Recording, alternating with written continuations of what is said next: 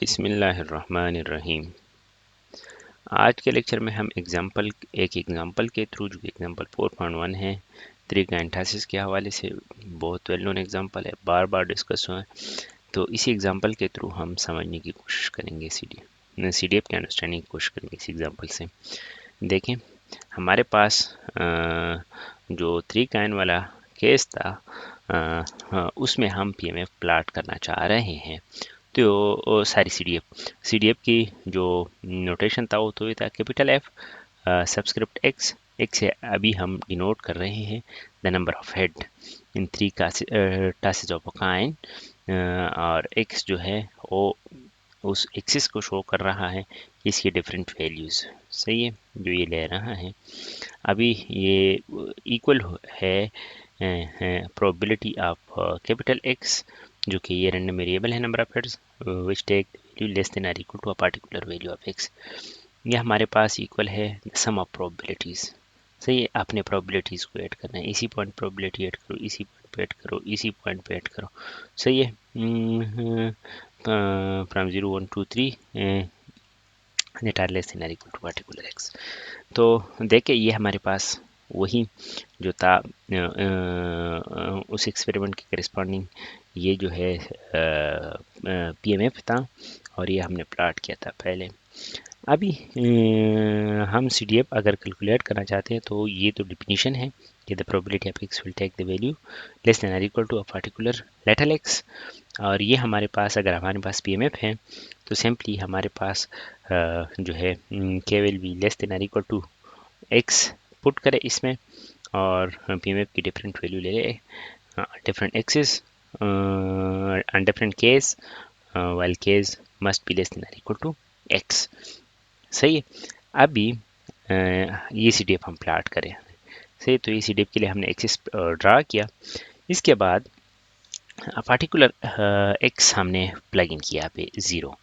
सही है, तो 0 से पहले अगर आप देखें, 0 से पहले अगर आप देखें तो पीएमएफ में कोई भी वैल्यू नहीं है।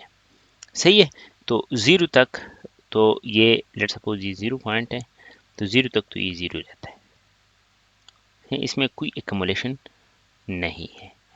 इसके बाद अगर आप देखें, जैसे आप 0 पे पहुंच जाएंगे, सही, x इक्वल टू 0 पे, सही है, तो उस पे पीएमएफ में सिर्फ एक ही वैल्यू आ रहा है और वही जंप होगी। सही है, तो उसी जंप के लिए और वो जंप है 1/8 पे, तो ये सीडीएफ की वैल्यू है। सही, यहाँ तक ये 0 वैल्यू ले रहा था।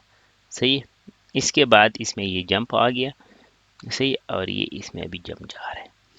इसके बाद जो है एट x इक्वल टू 1 तक, एट x इक्वल टू 1 तक इसमें कोई पीएमएफ की वैल्यू नहीं आ रही, तो इसलिए ये कांस्टेंट रहता है। जैसे जैसे पॉइंट 1 पे आप पहुंच गए, तो पॉइंट 1 से लेस देन और इक्वल टू पीएमएफ की कितनी वैल्यू इसमें आ रहा है, एट x इक्वल टू 0 पे पीएमएफ की वैल्यू है, और पीएमएफ की वैल्यू एक है एट x इक्वल टू 1 पे। सही है, तो इन दोनों को जो है अभी सम करना है। सही, तो सम करेंगे तो एक है हमारे पास 1/8 और दूसरा जो है वो 3/8 है, तो इनको सम करेंगे तो ये हमारे पास पूर्व 8 रहता है। अभी ये पूर्व 8 जो है यहाँ पे जंप आएगी अभी। सही है, ये जंप हो गया, ये जंप हो गया। अभी 1 से लेके 2 के दरमियान इसमें कोई जो है नेक्स्ट वैल्यू नहीं है, तो ये कांस्टेंट रहता है 2 तक। जैसे जैसे पॉइंट 2 पे आप पहुंच जाएंगे तो इसमें पीएमएफ की एक नई वैल्यू आएगी, और वो है 3/8।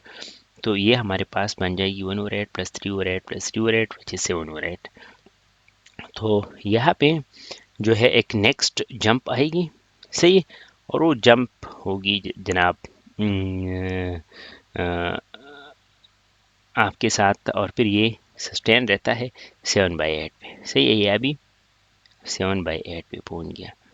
सही है, तो ये 7/8 पे अभी मेंटेन रहता है, क्योंकि 2 और 3 के दरमियान इसमें कोई नया एक्युमुलेशन नहीं हो, ये मेंटेन रहता है। जैसे जैसे 3 पे पहुंच जाएंगे तो 3 में इसमें एक नया पीएमएफ की वैल्यू आएगी 1/8, और इन सब को आप सम करेंगे तो ये 1 के बराबर है। तो यहाँ पे एक नेक्स्ट जंप आएगी, वो है 1/8 के करस्पॉन्डिंग जंप, और फिर ये मेंटेन रहता है अप टू इन्फिनिटी, क्योंकि इन्फिनिटी तक इसमें कोई नया पी मैप की वैल्यू नहीं आ रही, और ये इस तरह 1 पे जो है मेंटेन रहता है। तो ये हमारे पास हो गया कि एक एक्सपेरिमेंट हो, उसके हिसाब से आपको डायरेक्ट एक्सपेरिमेंट से भी आप प्लाट कर सकते हैं, लेकिन पीएमएफ नोन हो तो आप आसानी से प्लाट कर सकते हैं। तो ये पीएमएफ नोन है, इससे हमने ये सीडीएफ प्लाट की। ये सीडीएफ जो है अगर देखा जाए तो ये सीडीएफ के कुछ प्रॉपर्टीज़ है। एक तो डिस्क्रीट केस में जिस तरह यहाँ पे है, देखिए यहाँ तक इसमें कोई जंप नहीं था, फिर ये बन गया, फिर इस तरह ये बन गया, और फिर ये बन गया, और फिर ये बन गया, जस्ट लाइक स्टेयर्स। देखिए स्टेयर्स, तो ये स्टेयर केस फंक्शन है, और जंप इसमें आ रहे हैं 1 2 3 4 5 6 7 8 पे, इस तरह आएगी इसमें। तो इसी गिवन केस में 0 1 2 3 पे आ गई। और इन बिटवीन द जंप्स जो है, क्योंकि उसमें कोई नया फीमेल पिन नहीं आता डिस्क्रीट केस में, तो ये हमारे पास फिर कांस्टेंट रहता है। इसके बाद जो है अगर देखें ये समेशन हो रहा है, जैसे जैसे x इंक्रीज होता है उसमें कोई नई वैल्यू आ रही है, और नई वैल्यू नहीं भी आ रही तो फिर कांस्टेंट रहता है। तो इसका इस तरह डेप्थ उसमें नहीं आएगी कि लेट सपोज यहाँ पे कोई डाउन स्टेयर आ गया, से सारे जो है सारे केस में ये अप स्टेयर होगी, सही है। तो ये जो है इस तरह इंक्रीजिंग फंक्शन होगी, सही है, ये कभी डिक्रीजिंग फंक्शन नहीं होगा जो CDF है। इसके बाद जो है ये एक इंटरेस्टिंग प्रॉपर्टी है, यहाँ पे इसकी वैल्यू 0 थी, यहाँ पे इसकी वैल्यू 1 है, और जैसे 1 पे पहुंच गया बस इसके बाद हमें पता है कि इसमें कोई नई प्रोबेबिलिटीज ऐड नहीं हुई, तो फिर ये इन्फिनिटी तक, सही है, इन्फिनिटी तक ये इस तरह जो है 1 ही पे रहता है। इसके अलावा देखें एक और इंटरेस्टिंग प्रॉपर्टी की तरफ जो है जा रहे हैं। लेट्स सपोज डिसकंटिन्यूटीज कंसिडर करें। देखिए डिसकंटिन्यूटीज का मतलब ये है कि हम 0 पे आ गए तो इसमें जंप आ गया, एक डिसकंटिन्यूटीज है। अभी आप 0 पे इसको वैल्यू नहीं दे सकते, इस तरह 1 पे 2 पे 3 पे, सही है। ये हमारे पास जो है डिफरेंट वैल्यूज़ हैं।